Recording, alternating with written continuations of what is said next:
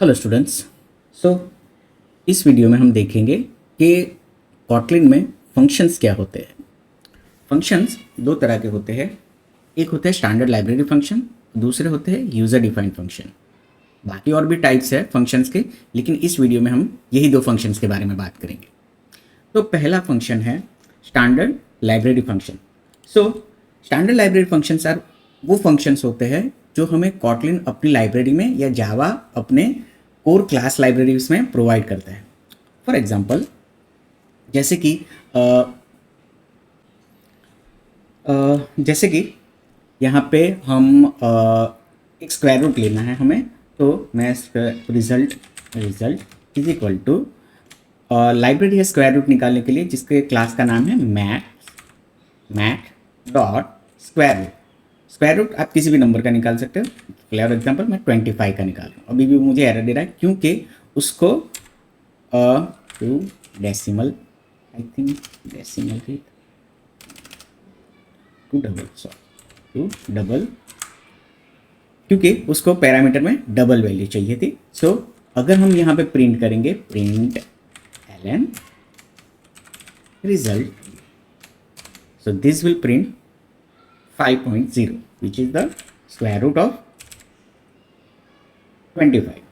So this is our standard library function. एक और example देखते हैं इसका। फॉर एग्जांपल जैसे हमने एरे क्रिएट किया था var my array is equal to array of 1 2 3 4 5, और अगर हमें इसको प्रिंट करना है तो हम सीधा प्रिंट एलन माई एर लिखेंगे। So print is also standard library function, but अगर हम सीधा ही ऐसे लिखेंगे so it will print that is an integer array. So अगर मुझे लिखना है तो मैं ऐसे लिखूंगा for x in my arr println x, and this will give me the whole array 1 2 3 4 5. But instead of printing the whole array, I want to store the sum of the array, and to store it I just change the एक और function है जिसका नाम है sum. अब जो मेरी value है मैं प्रिंट एलन करूंगा sum, जो पहले अभी तक एरे स्टोर कर रहा था अब वो स्टोर कर रहा है इस एरे का sum which is equal to 15. So these two are the examples of standard library function. तो जैसे हमने स्टैंडर्ड लाइब्रेरी फंक्शन देखे, अब ये तो हमें कॉटलिन और जावा प्रोवाइड करता है, वैसे ही हम अपने फंक्शन भी क्रिएट कर सकते हैं जिसे कहते हैं यूजर डिफाइंड फंक्शन.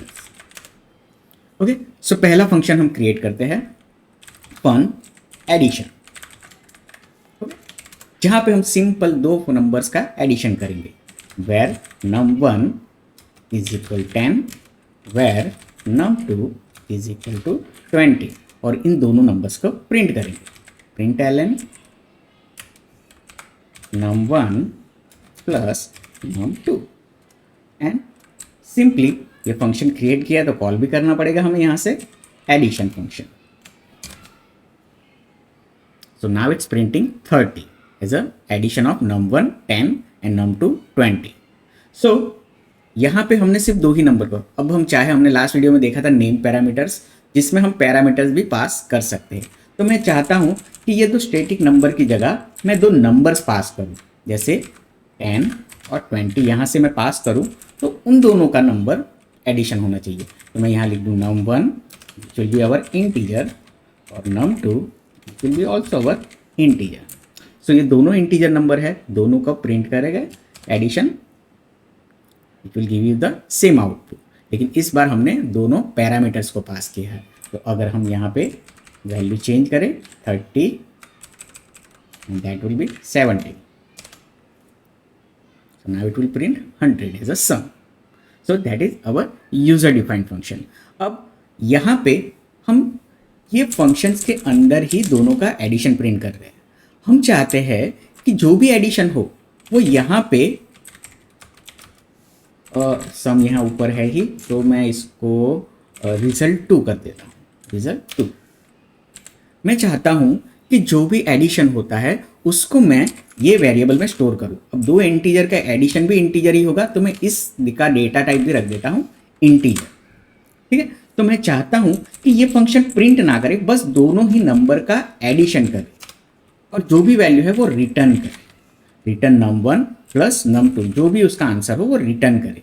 तो अगर रिटर्न करना है मुझे कुछ, तो मुझे बोलना पड़ेगा कि ये जो फंक्शन है वो कौन सा डेटा टाइप रिटर्न कर रहा है। तो दो इंटीजर को एडिशन कर रहे हैं तो हम रिटर्न भी इंटीजर ही करेंगे। तो यहाँ फंक्शंस के नाम के बाद हमने पैरामीटर लिखे हैं और पैरामीटर के बाद हमने फंक्शन का डेटा टाइप डिफाइन किया है।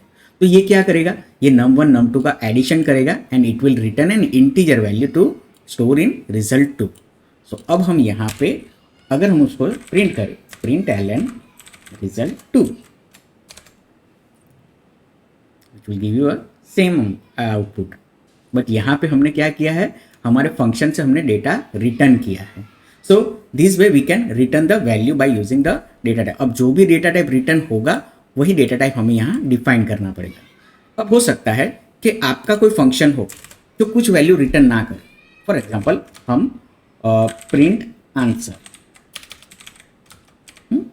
Print answer is a function which won't return anything, वो सिंपली प्रिंट ही करेगा, प्रिंट ln, और जो भी हमने इसको आंसर दिया है इंटीजर आंसर, वो सिर्फ प्रिंट करेगा, वो कुछ रिटर्न नहीं करेगा। तो मैं यहां से प्रिंट आंसर, प्रिंट आंसर,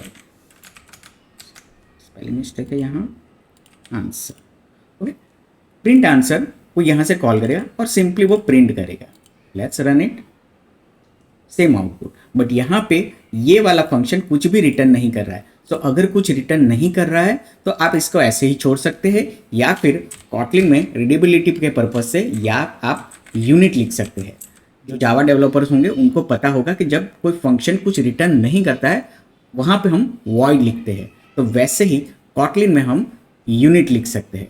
तो शॉर्ट आंसर में प्लीज़ ये याद रखिएगा, जब भी आपका फंक्शन कुछ रिटर्न ना कर रहा हो तो ऑप्शनल है, आप यूनिट डेटा टाइप यूज़ कर सकते हो।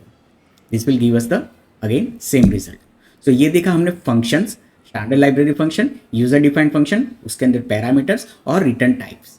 नेक्स्ट में हम देखेंगे फंक्शन के दूसरे types. So stay tune, bye bye.